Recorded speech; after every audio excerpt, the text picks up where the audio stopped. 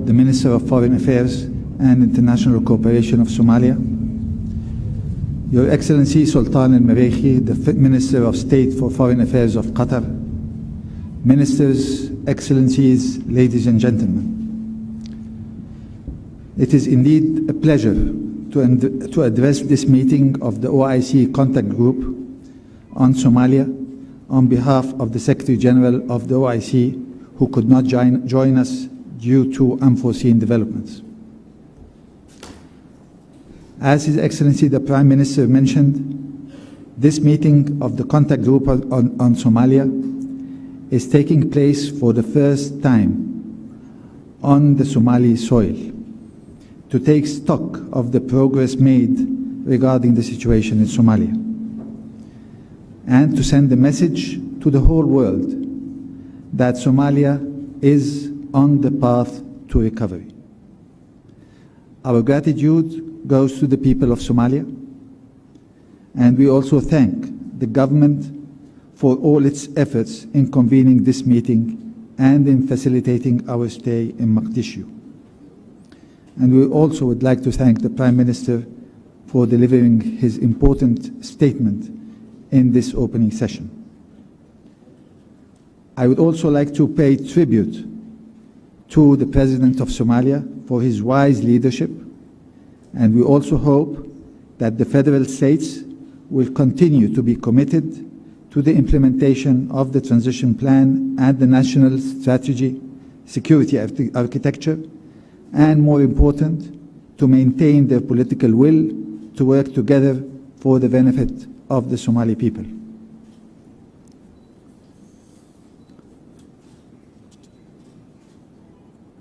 Excellencies, ladies and gentlemen, since the last meeting of the contact group in September 2017 in New York, significant progress has been made in Somalia, notwithstanding numerous challenges, including on the security front. In a resolution of the Council of Foreign Ministers in May 2018 in Bangladesh, the OIC condemned the terrorist acts against the Somali people and demanded that all the groups, including extremist groups, to abandon their futile, violent campaign and join the political process and contribute to national reconciliation in the emerging new Somalia. In the same vein, the foreign ministers held a meeting last month in New York and encouraged the General Secretariat to continue its cooperation with the international community to put in place an approach which takes into account the security, economic, and societal dimensions of the scourge of terrorism and extremism. And the participation of the OIC in the Somalia Partnership Forum that was held in Brussels in July of 2018 is in line with this quest for collective efforts by the international community to address Somalia's security concerns, political development, economic recovery, and urgent humanitarian needs. The OIC and its member states have intensified their assistance to Somalia to strengthen institutions and to combat the menace of terrorist attacks from Al-Shabaab group, which has committed heinous crimes in grave violation of Islamic principles and values. And on the first anniversary of last October's heinous bomb attack here in Mogadishu, we cannot overstress the fact that our peace endeavors would not have been successful without the courageous efforts of the brave soldiers in the African Union mission in Somalia, AMISOM, to whom we pay special tribute. And we also pay special tribute to the role of Uganda and Djibouti, two OIC members contributing troops to AMISOM. But above all, we salute the resilience of the Somali people.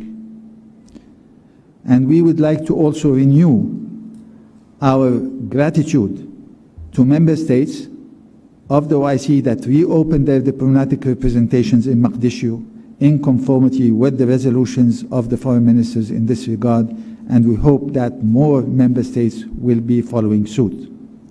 And on the humanitarian front, the activities of the OIC Development Office in Mogadishu have been intensified. Our deepest gratitude goes to Saudi Arabia, that has been quite generous in its support to the people of Somalia, particularly through both the offices of the OIC and the King Salman Humanitarian Center here in Mogadishu. In the near future, the OIC Development Office will become a full-fledged mission that will support the implementation of the political roadmap, the transitional plan, and the national security architecture of Somalia. Our meeting today is a clear testimony of our determination to further intensify our collective effort to support the people of Somalia and to explore ways and means to further advance national reconciliation and the process of development. And we will work hard with the government of Somalia to relieve Somalia from its debt burden at this important juncture, as requested by the Prime Minister in his statement.